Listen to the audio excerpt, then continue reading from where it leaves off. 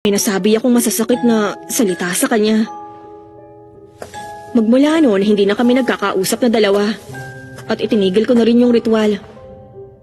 Pero alam mo, naaasar talaga ako kapag pinagtatawanan ng ibang pamilya ko.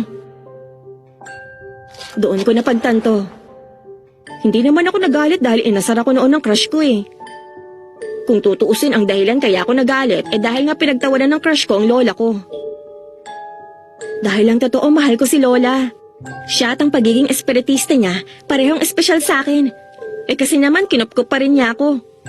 Kahit na mag-isa lang siya, inalagaan pa rin niya ako ng mabuti. Kaya may tiwala ako sa lola ko. At yun nga ang dahilan, kaya naniniwala akong may multo. Ikaw naman, bakit ba naniniwala kang may aliens talaga? Ha? Hindi rin naman importante kahit malaman mo, di ba? Ano naman yun? Bakit? Wala kang dahilan? Kailangan ba may dahilan para magustuhan mo ang isang bagay? Tama ka nga naman. Teka lang, boy occult. Maayos ka naman palang kausap kapag telepono eh. Ha? Talaga? Ikaw rin, Miss Ayas eh. Medyo magaan ka rin palang kausap. Ha? Ha?